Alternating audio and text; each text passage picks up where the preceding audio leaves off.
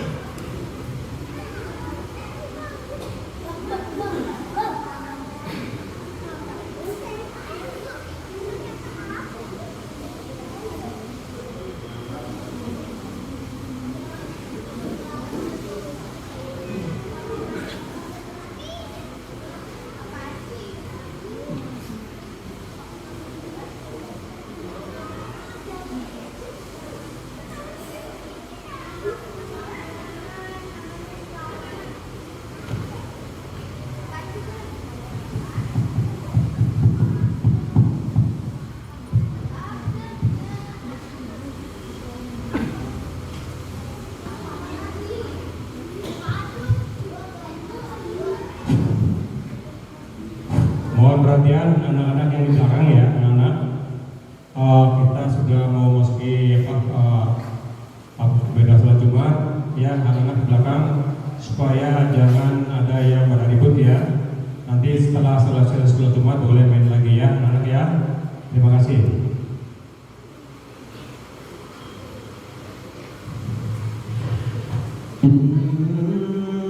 Allah wa malaikatahu yusalluna 'alan nabi ya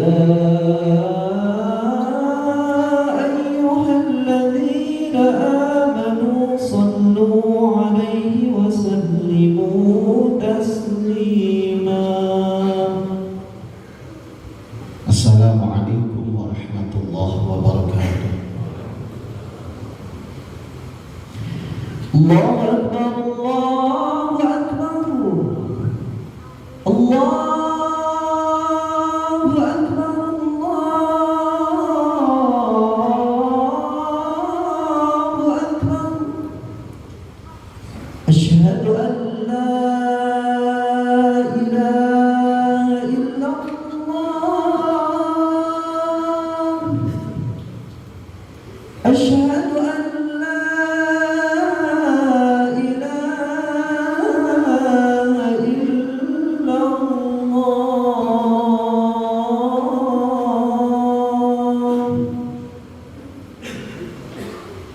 أشهد أن محمدا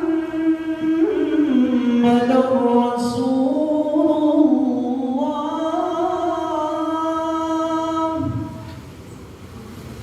أشهد أن محمدا رسول الله.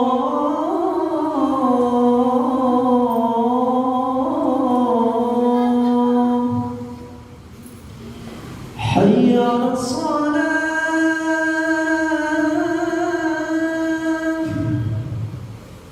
حي على الصلاة،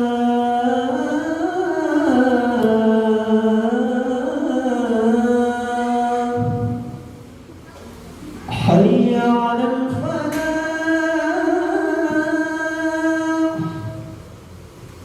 حي على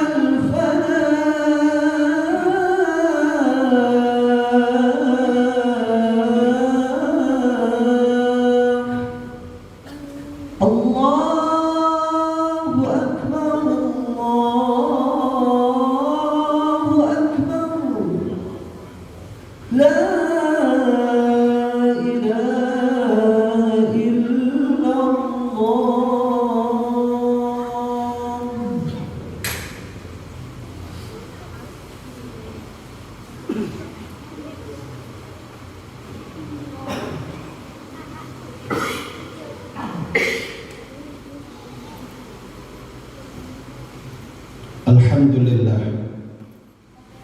الحمد لله الذي بنعمته تهده المهتدون وبعدله ضلون لا يسأل عما يفعل وهم يسألون. أحمده سبحانه عما يقول ظالمون، وأشهد أن لا إله إلا الله وحده لا شريك له، وسبحان الله رب العرش عما يصفون. وأشهد أن سيدنا ونبينا محمدا عبده ورسوله صادق المعمول. اللهم فصل وسلم وبارك وكرم على عبدك ورسولك محمد وعلى آله وأصحابه الذين هم بهديه المستمسكون. أما بعد فيا عباد الله، أوصيكم ونفسي بتقوى الله فقد فاز المتقون. Ma'asyiral hadirin, jamaah Jumat yang dimuliakan oleh Allah Subhanahu wa taala. Kita panjatkan puji dan syukur kepada Rabb yang Maha Ghafur yang telah memberikan kepada kita semua kenikmatan yang tidak ada kunjung hentinya di dalam setiap saat kita. Mudah-mudahan kita berharap kita digolongkan oleh Allah Subhanahu wa taala sebagai golongan 'abdan syakura. Teriring selawat serta salam tidak lupa kita sampaikan kepada pelita alam suri tauladan insan Nabi besar Muhammad sallallahu alaihi wa ala alihi wa sahbihi wasallam beserta keluarganya, sahabat-sahabatnya, pengikutnya, tabi'in tabi'in, ulama salafun salihin wa muqallidin fid din. Mudah-mudahan termasuk kita semua orang-orang yang selalu mengikuti aturan-aturan baginda Rasulullah sallallahu alaihi wasallam. Ma'asyiral hadirin jamaah Jumat yang dimuliakan oleh Allah. Sebelum Al-Fajr di atas mimbar yang sangat mulia melanjutkan khutbah Jumat, terlebih dahulu akan berwasiat. Sebagaimana wasiat ini sering disampaikan oleh para khatib dengan wasiat takwa. Dalam arti kata turut perintah Allah dan jauhkan semua larangannya. Karena tidak ada satu perintah yang diperintahkan oleh Allah, apapun bentuk perintah tersebut, sekecil apapun perintah yang diperintahkan oleh Allah, apabila dikerjakan oleh hamba-Nya siapapun dia, akan mendapatkan keberkahan, akan mendapatkan rahmat, taufik, hidayah, akan menimbulkan kemaslahatan, kenikmatan, dan turunnya kasih sayang Allah Subhanahu wa ta'ala. Dan tidak ada satu larangan yang dilarang oleh Allah, sekecil apapun larangan tersebut, jika dikerjakan oleh hamba-Nya siapapun dia, akan mendatangkan malapetaka, akan mendatangkan musibah, akan mendatangkan kebencian, kemurkaan Allah, dan turunnya azab Allah Subhanahu wa ta'ala. Oleh karena itu mari kita tingkatkan takwa kita kepada Allah Subhanahu wa ta'ala, dan kita berharap dengan takwa ini dapat mengikat iman Islam kita, sehingga pada saat waktu yang telah ditentukan ajal menjemput kita, wala tamutunna illa wa antum muslimun. Tidak kita keluar dari dunia ini kecuali kita membawa iman dan Islam. Ma'asyiral hadirin jamaah Jumat yang dimuliakan oleh Allah Subhanahu wa ta'ala, Nabi alaihi salatu wassalam pernah memberikan nasihat yang indah kepada sahabatnya, yang saya kutip di dalam kitab Al-Mawa'id, perkataan dari guru yang mulia Al-Alim Al-Allama Al-Muhaddithin Sayyidil Habib Muhammad Abuya Muhammad bin Ali bin Abbas Al-Maliki Al-Hasani Mufti Mekah. Beliau, perkataan beliau dikutip oleh salah satu guru beliau yang mulia, Al-Syekh Muhammad bin Al-Syekh Saleh bin Muhammad bin Ali Basalama, yang dinamakan kitabnya Al-Mawa'id. Di dalam kitab ini mengambil sebuah hadis baginda Rasulullah SAW yang diriwayatkan oleh Imam Dailami, sumber hadis dari Abdullah bin Umar radhiyallahu anhu.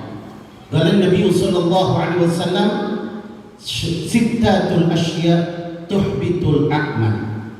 Ada 6 perkara apabila dikerjakan oleh hamba-Nya, oleh manusia, oleh umat Islam yang ahli ibadah maupun ibadah bagaimanapun, jika ada yang 6 perkara tuhbitul a'mal, maka akan hancur seluruh amalnya. Tidak mandang amal itu bentuknya apa, baik yang wajib maupun yang sunat. Jika ada 6 perkara ini yang menjadikan kuman, ini yang menjadikan kehancuran, ini yang menjadikan hancurnya seluruh pahala dalam ibadah kita, baik haji, umrah, puasa, salat, qiraatul Quran kita, amal-amal yang sunnah bagaimanapun akan hancur apabila dikerjakan oleh manusia yang 6 perkara ini. Yang pertama, istighalu bi'uyubil khalqi. Yang pertama, menyibukkan dirinya untuk mencari kejelekan orang lain, mencari setiap saat pengen tahu kejelekan orang, kejelekan bagaimanapun yang ada di orang lain dia tahu, sekecil apapun kejelekan itu dia paham, bahkan dia bisa menceritakan dengan detail kejelekan-kejelekan orang lain. Tapi disayangkan kejelekan pribadinya dia tidak bisa mengutarakan. Ini salah satu adalah orang yang akan menghancurkan amal ibadahnya, sehingga hidupnya disibuki dalam mencari kejelekan orang lain, duduk berbicara sendiri, berdua, berkelompok hanya untuk mengkoreksi orang lain. Bagaimana kejelekan orang lain, apa yang dia kerjakan, bagaimana harusnya. Setelah dia dapat, lalu dia bongkar di hadapan orang lain. Ini sifat-sifat yang jelek yang dicela oleh Allah, dicela oleh baginda Rasulullah dan oleh hukum syar'i. Bahkan kecelaan itu bisa akan menghancurkan amal yang sudah dikerjakan. Saking hebatnya orang yang istighal bi'uyubil khalqi, sehingga pepatah mengatakan, lalu di seberang lautan, di puncak gunung, dia lihat dengan jelas, tapi kotoran yang besar di depan mata, dia tidak paham, dia tidak lihat. Inilah sifat-sifat manusia yang akan dirugikan oleh Allah Subhanahu wa ta'ala. Mudah-mudahan kita dijaga oleh Allah dari sifat-sifat yang jelek demikian. Yang kedua, wa qaswatul qalbi, keras hati. Hatinya keras, tidak mau dinasihati. Hatinya tidak mau menerima nasihat kalau bukan dari orang-orang tertentu. Yang nasihat bukan guru saya nggak mau. Yang nasihat bukan kelompok saya nggak mau. Yang nasihat anak bawahan, umurnya lebih tua dari saya nggak mau dengar. Ini salah satu orang-orang yang keras hati. Datang nasihat dari siapapun, selama nasihat itu benar, selama nasihat itu bagus, dari siapapun nasihat, jangankan dari manusia, hatta dari binatang. Kalau binatang bisa berbicara, berkata yang benar dengan nasihat yang bagus, turuti nasihat tersebut. Tapi kalau nasihatnya tidak bagus, jangankan dari binatang, jangankan dari bawahan, jangankan dari teman, jangankan dari orang lain, dari guru, dari kelompok, dari siapapun, jangan kita pakai. Ambil yang bagus. Nasihat kita punya akal, kita lihat, kita timbang, kita punya iman. Gunakan itu semua untuk menerima nasihat kita. Jika kita tidak menerima dengan nasihat, maka kita adalah orang yang qaswatul qalbi, keras hati kita. Terimalah nasihat dan termasuk golongan mutakabbirin. Apa definisi mutakabbirin? Di dalam kitab Ta'rifah atau di dalam kitab Adabul Insan, Adabul Dunya wa Din, dijelaskan raddul haq wa ghamtun nas. Tidak menerima dengan kebenaran, balik, meledek, mencaci, mencela orang yang menyampaikan kebenaran. Yang ketiga, wa hubbud dunya, cinta kepada dunia berlebihan, cinta kepada dunia yang akhirnya merupakan akhirat. Jadi makna hubbud dunia ini bukan tidak boleh cari dunia, silahkan cari dunia. Kita hidup di dunia perlu dengan dunia. Tanpa dunia kita tidak bisa membangun masjid yang indah. Tanpa dunia kita tidak bisa ibadah, berangkat haji dan umrah. Tanpa dunia kita tidak bisa memberikan sedekah. Cari dunia, cuma dunia bagaimana yang kita harus cari. Jangan sampai terbelenggu, jangan sampai menjual iman, jangan sampai kita gadaikan iman Islam kita dengan untuk mencari dunia, mencari jabatan, mencari harta, sehingga kita lupa akan akhirat. Ini yang tidak dibolehkan. Cari dunia silahkan, jangan lupa akhirat. Waktunya salat, tinggalkan dunia, kejarlah akhirat kita. Waktunya berpuasa, puasa. Waktunya sedekah, sedekah. Jangan sampai dunia itu membelenggu kita sehingga membuat kita jauh daripada akhirat. Ini yang hukum dunia. Kalau kita punya dunia tapi kita ibadah, itulah lebih bagus. Lebih bagus daripada orang yang tidak punya dunia tapi tidak ibadah. Maka yang dilarang oleh agama, orang cinta dunia sampai melupakan akhirat.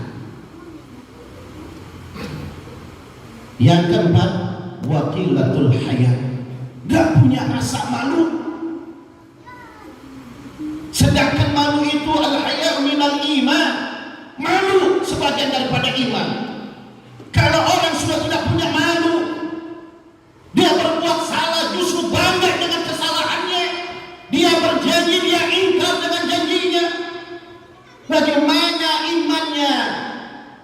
Bagaimana terasanya? Dan orang ini adalah orang-orang tergolong minal munafiqin.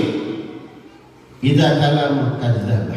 Apabila dia berbicara selalu bohong, apabila dia janji selalu mungkir, maka golongan orang-orang munafik. Dan itu salah satu penghancur amal ibadah.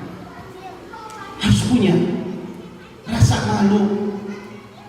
Rasa malu bagaimana kita lihat, kita umat Islam pada saat kita di jalan hari Jumat, kita dengar ada panggilan dari Allah Subhanahu wa Ta'ala dengan azannya, maka turunlah kita dimanapun. Jangan kita santai di pinggir jalan. Punyalah rasa malu kepada Allah. Allah yang memberikan fasilitas kepada kita. Dunia ini milik Allah, kita milik Allah. Allah berikan kita tempat tinggal, Allah berikan kita rezeki yang luas, Allah pinjamkan rohnya, Allah berikan sehat walafiat. Allah selalu baik kepada kita. Lalu bagaimana kita baliknya kepada Allah? Apa kita tidak punya rasa malu kalau kita tidak turut dengan perintah Allah? Kita fikir apa yang tidak diberikan oleh Allah. Dari tidak bisa menjadi bisa, dari tidak ada menjadi punya, dari kita sendiri menjadi berdua, dari berdua sehingga punya keturunan, dari kita nampang di orang tua, di mertua, sampai kita punya rumah, punya perabotan, punya kendaraan. Itu semua pemberian dari Allah. Kalau kita tidak syukuri, kita tidak turuti perintah Allah, apa kita tidak punya rasa malu sama Allah?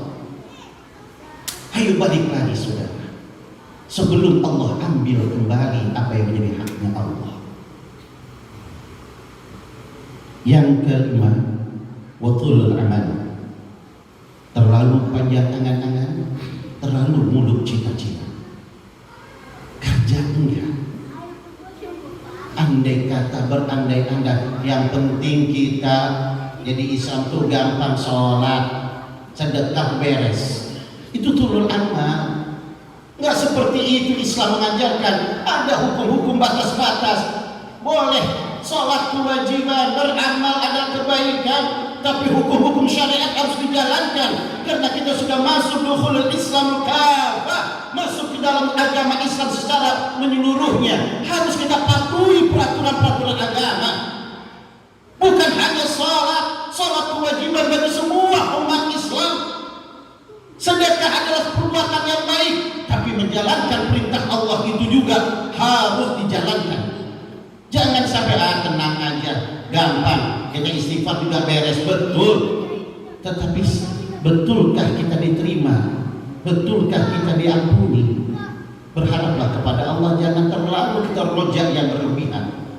Rojak perlu, tapi tulul amal jauhkan dari diri kita. Yang terakhir, wadzalimu la yantahi. Yang keenam, menzalim orang lain tanpa ada intinya. Menzalim mentang-mentang dia berkuasa, mentang-mentang dia orang yang hebat, mentang-mentang dia orang yang kaya, lalu dia seenak-enaknya mempermainkan di bawahan. Dia seorang penguasa, seenak-enaknya dia menjadi penguasa. Dia orang kaya, seenak-enaknya dia mempermainkan orang miskin.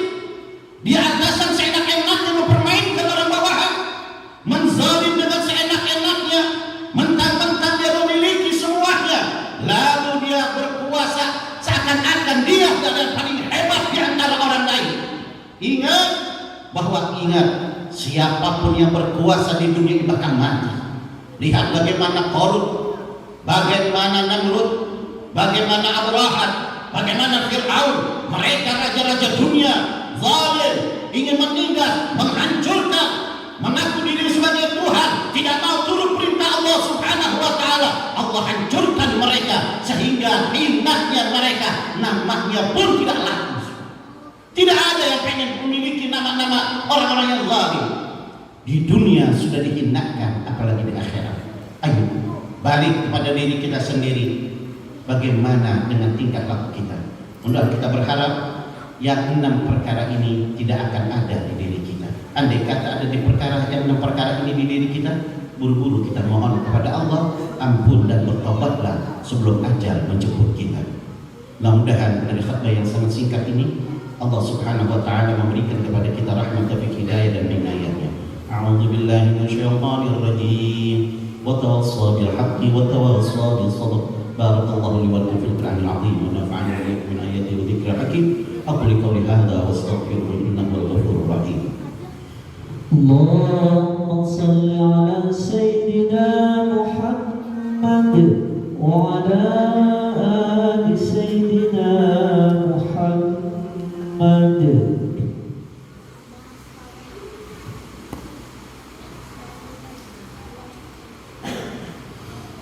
الحمد لله الذي جعل يوم الجمعة من أشراف الأيام وجعله عيد الأسبوع لأهل الإسلام وأمرنا فيه بذكره تعالى وقصرة الصلاة والسلام على سيد الأنام وأشهد أن لا إله إلا الله وحده لا شريك له وأشهد أن محمدا عبده ورسوله إمام الهدى ومصباح الظلام. اللهم فصل وسلم على سيدنا محمد المخصوص بأفضل الخصائص وكمال منزيه عن جميع تقدير نقائص صلى الله عليه وسلم طاهرين وجميع صحابة التابعين والمتمسكين بشرع الدين. أما بعد فيا عباد الله أوصيكم وإياي بتقوى الله وطاعته لعلكم تفلحون. قال الله تعالى في القرآن الكريم أعوذ بالله من الشيطان الرجيم ومن يتق الله يجعل له من أمره يسرا. وقال الله تعالى أيضا إن الله وملائكته يصلون على النبي يا أيها الذين آمنوا صلوا عليه وسلموا تسليما. اللهم صل وسلم على سيدنا محمد وعلى آل سيدنا محمد كما صليت على سيدنا إبراهيم وعلى آل سيدنا إبراهيم وعلينا معهم وبارك على سيدنا محمد وعلى آل سيدنا محمد كما باركت على سيدنا إبراهيم وعلى آل سيدنا إبراهيم وعلينا معهم. وارض اللهم عن أربعة خلفاء الراشدين خصوصا أول الرافع سيدنا أبي بكر الصديق وعلى صدق المصدوق سيدنا أبي حفص عمر الفاروق وعلى زوجتين سيدنا عثمان ذي النورين وعلى ابن عمية الغالي أسد المشرق والمغرب سيدنا علي بن أبي طالب رضي الله عنهم أجمعين وعن بقية الصحابة أجمعين ومن تبعهم إلى يوم الدين وارحمنا معهم وفيهم برحمتك يا أرحم الراحمين. اللهم اغفر للمسلمين والمسلمات والمؤمنين والمؤمنات الأحياء منهم والأموات. اللهم انصر من نصر الدين. اللهم انصر والمسلمين. اللهم انصر أمة سيدنا محمد. اللهم ارحم أمة سيدنا محمد. اللهم فارج عن أمة سيدنا محمد. اللهم اجمع أمة سيدنا محمد. اللهم قوي أمة سيدنا محمد.